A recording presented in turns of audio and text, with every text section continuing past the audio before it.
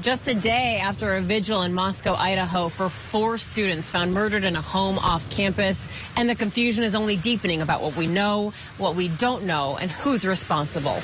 My name is Stacy Chapin. I'm Ethan's mom. Anguish, grief, love, all on display in the mountain college town of Moscow, Idaho this week. The circumstances that bring us here tonight, they're terrible. The hardest part, we cannot change the outcome. 2.5 weeks after 4 college students were found stabbed to death in a home off campus, 3 of their parents addressed a stadium full of mourners Wednesday night. The father of Kaylee Gonzalez describing his daughter's close friendship with roommate Madison Mogan, who met each other in 6th grade. They came here together. They eventually get into the same apartment together. And in the end, they died together in the same room, in the same bed. Earlier in the day, Madison's father describing the love for his daughter in the restaurant she worked. She was so loved, and that she was the thing I was most proud of in my whole life. It's just something that'll never heal, you know? It's something you just would never wish on your worst enemy. The family of the 4th victim, Xana, couldn't be at Wednesday's vigil, but her father posted this photo with the hashtag #VandalStrong. The town of Moscow, home to about 26,000 people, is reeling. There are reminders of the murders everywhere, messages on marquees and buildings, signs on doors. They're desperate for help finding answers. Shocking, like anybody's going to say. Something happens in their town, it's always shocking. On campus and in town, people are on edge and in disbelief. Are most of your friends doing okay?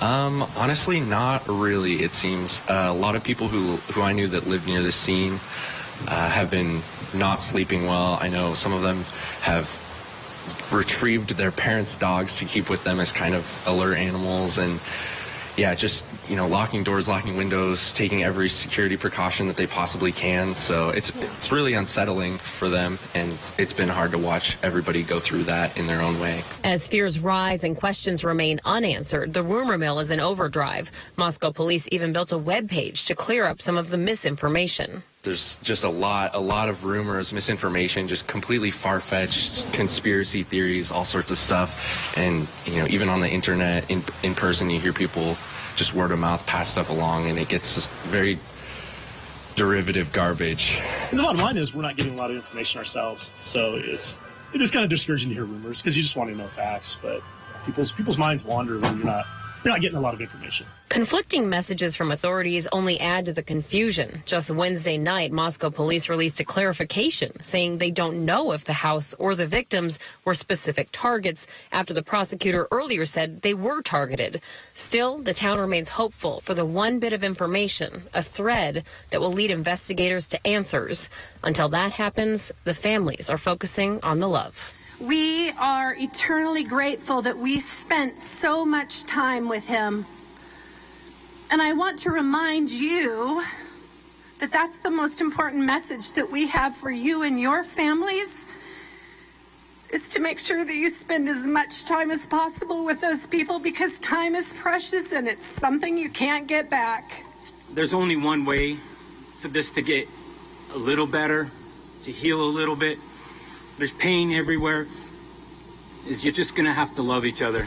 Walking in downtown Moscow, you see signs like this on so many doorways asking for any tips, anything anyone may have seen. Organizers of the vigil handed out these bracelets with the victims' names on them. You see votive candles on tables at restaurants here honoring the 4 University of Idaho students.